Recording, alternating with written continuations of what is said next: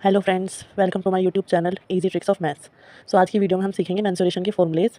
जो हम फॉर्मूला पढ़ते हैं मेंसुरेशन के, वो बहुत ही ज़्यादा वास्ट होते हैं। मतलब फॉर्मूला जितने भी होते हैं, तो मैं उनको पार्ट वाइज आपको कंप्लीट कराऊंगी, जिससे कि आपको डेली के डेली याद करने में आसानी रहे। और ये जो फॉर्मूले हैं, ये हमारे स्कूल में, कॉम्पिटिशन में हर जगह यूज़ होते हैं। अगर आपको ये फॉर्मूलेज डायरेक्ट याद हैं, तो आप इजीली मेंसुरेशन के क्वेश्चन को कर पाएंगे।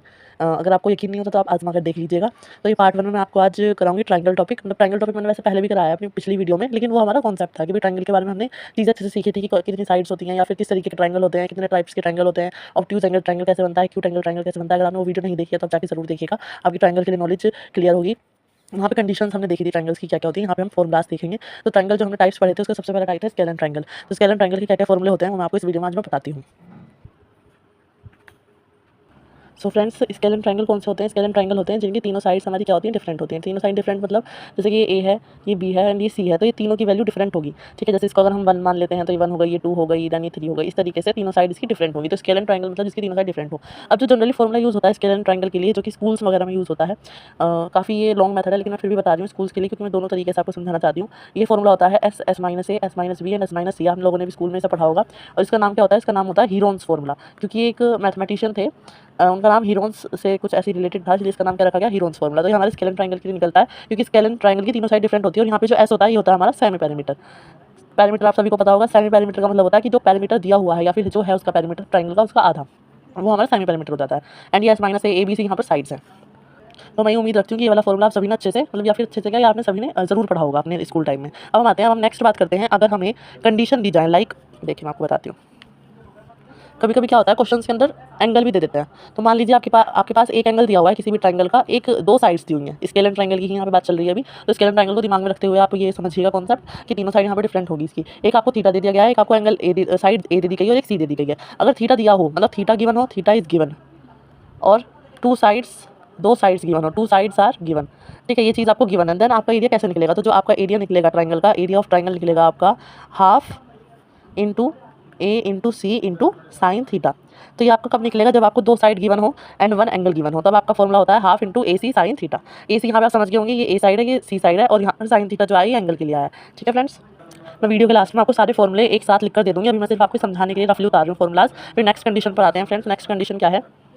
आपने देखा होगा किसी किसी क्वेश्चन में सर्कल के अंदर ट्रायंगल गिवन होता है। सर्कल के अंदर मीन्स जैसे कि यहाँ पे आपका सर्कल का सेंटर है और यहाँ पर आपको इस तरीके से ट्रायंगल गिवन है। फ्रेंड्स, ये थोड़ा टेढ़ा मेढ़ा बनाया तो आप एडजस्ट कर लेना, क्योंकि रफली थोड़ा बनाया ये। तो अगर आपको ऐसे गिवन हो कि सर्कल के अंदर ट्रायंगल गिवन है आपको, तो क्या होता है, वहाँ पे एक फॉर्मुला लगता है आपका रेडियस का, क्योंकि ये हमारी क्या मानी जाएगी, यहाँ तक इसकी जो सेंटर से बाउंड्री तक ये रेडियस मानी जाएगी। तो रेडियस का एक फॉर्मूला होता है, ये आ रहा है, radius equal to A B C upon 4 into area of triangle. ये आपका फॉर्मुला होता है। अब यहाँ पे वो आपको कुछ भी गिवन दे सकता है, जैसे उसने रेडियस दे दी तो एरिया ऑफ ट्रायंगल नहीं दिया, एरिया ऑफ ट्रायंगल दे दिया तो साइड नहीं दी। मतलब इसमें सब चीज़ आ रही है। यहाँ पे देखो तीनों साइड आ रही है, यहाँ पे एरिया ऑफ ट्रायंगल भी आ रहा है और यहाँ पे रेडियस भी आ रही है। तो अगर रेडियस निकल जाएगी तो इसका सर्कल का एरिया हम आराम से निकाल सकते हैं पाई स्क्वायर के फॉर्मुले से। और यहाँ पर अगर हमें कोई भी चीज़, अगर एक भी चीज़ गायब है, तो आप आसानी से इस फॉर्मुले से आप निकाल सकते हो। लेकिन कंडीशन क्या है कि जो ट्रायंगल है वो सर्कल के अंदर होना चाहिए, सर्कल के इंस्क्राइब होना चाहिए, मतलब कि अंदर की तरफ होना चाहिए। ठीक है, तो ये कंडीशन, ये आपको फॉर्मुला समझ आया होगा। नाउ नेक्स्ट है, अब थर्ड कंडीशन आपको दी जाएगी। अगर आपके पास कोई ट्रायंगल है, ठीक है, ये आपके पास ट्रायंगल है ए बी सी, कुछ भी मान सकते हो, इसकी साइड है ए बी सी, यहाँ पे ये ए हो गया, ये बी हो गया, ये सी हो गया, और इसके अंदर कोई सर्कल है, मतलब अब सर्कल है अंदर और ये कहाँ है, बाहर, मतलब ट्रायंगल हमारा बाहर है आउटसाइड और सर्कल हमारा अंदर है। तो उसमें फॉर्मुला होता है आर। अब ये जो हमने आर स्मॉल लिया है, स्मॉल क्यों लिया है? क्योंकि सर्कल अंदर की तरफ है। ठीक है, इसलिए हमने स्मॉल आर लिया है। आर इक्वल टू यहाँ पे आएगा आपका area of triangle, area of triangle upon में सेमी पैरीमीटर। सेमी पैरीमीटर आप सभी को पता है कि भाई जो सेमी पैरीमीटर का मतलब होता है इस ट्रायंगल के पैरीमीटर का हाफ क्या कहलाया जाएगा, सेमी पैरीमीटर। तो ये आपको फॉर्मूला लर्न रखना है। आर स्मॉल आर, मतलब ये जो रेडियस है इसकी, सर्कल की रेडियस कौन सी होगी, ये होगी। तो ये जो आर है ये फॉर्मूला बराबर होगा area of triangle upon semi perimeter of triangle. ठीक है, तो ये आप याद रखिएगा यहाँ से। ये आपकी थर्ड कंडीशन थी। फोर्थ कंडीशन आती है, आपने देखा होगा अपने 9th 10th के बुक्स में, जब आप 9th 10th में होंगे तब आपने देखा होगा, एक सेकंड फ्रेंड्स, तो आपने 9th 10th में ही देखा होगा कि जब ट्रायंगल आपको गिवन होता था तो आपको कोऑर्डिनेट दिए जाते थे। कोऑर्डिनेट जैसे कि यहाँ पे इन्होंने दे दिया x1 y1, यहाँ पे दे दिया x2 y2, यहाँ पे दे दिया x3 y3 देते थे, याद आया होगा आपको। तब आप क्या करते थे एरिया निकालने के लिए? आप क्या करते थे? तब आप एक फॉर्मूला लगाते थे, ये वाला, एरिया ऑफ ट्रायंगल बराबर हाफ x1, ब्रैकेट में हम लिखते थे y2 माइनस y3, फिर हम बीच में क्या लगाते थे, प्लस, फिर x2, फिर हम लिखते थे y3 माइनस y1, फिर हम प्लस लगाते थे, फिर हम लिखते थे x3 और y1 माइनस y2। ये आपने फॉर्मूला पढ़ा होगा, ये हम फॉर्मूला लगाया करते थे उस वक्त, क्योंकि हमें कोऑर्डिनेट पता थे और हाफ तो फॉर्मूले में ही है। तो हम ये फॉर्मूला लगाकर क्या निकालते थे, अपना एरिया ऑफ ट्रायंगल निकालते थे। ये एरिया ऑफ ट्रायंगल का फॉर्मूला होता था।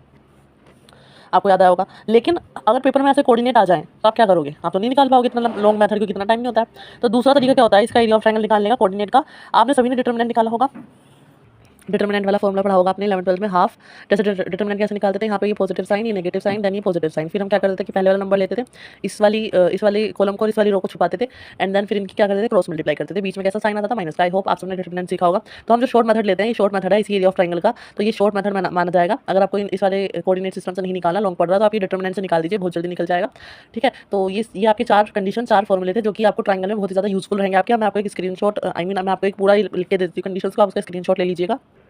सो फ्रेंड्स, ये मैंने आपका पूरा चारों के चारों कंडीशंस आपकी लिख दी हैं, ठीक है, जो मैंने आपको अभी समझाई हैं, और आपको इनको अच्छे से लर्न कर लेना है for competitive exams as well as for school exams. So ये दोनों में आपके लिए बहुत ही ज़्यादा इफेक्टिव साबित होंगी। एंड आप इनसे अगर क्वेश्चन सॉल्व करना चाहते हो तो करके देखिएगा, जरूर होंगे। अब मैं कल आपके लिए लेके आऊँगी आइसोसेलेस ट्रायंगल के formulas and then equilateral triangles के। ऐसे ही हम कॉन्सेप्ट करते रहेंगे डेली के डेली। फिर हम क्वाड्रिलेटरल एंड पैरेललोग्राम्स के फॉर्मुलाज पढ़ेंगे। देन बहुत सारे आपके 3D ज्योमेट्री के भी फॉर्मुलेज होते हैं, वो भी मैं आपके लिए लेके आऊँगी। सो कमेंट में बताइएगा आपको ये वीडियो कैसी लगी, एंड अगर आपको अच्छी लगी हो तो और के साथ भी शेयर कीजिए, एंड सब्सक्राइब जरूर कीजिएगा चैनल को ऐसी ही वीडियो पाने के लिए। So thank you so much guys, bye bye.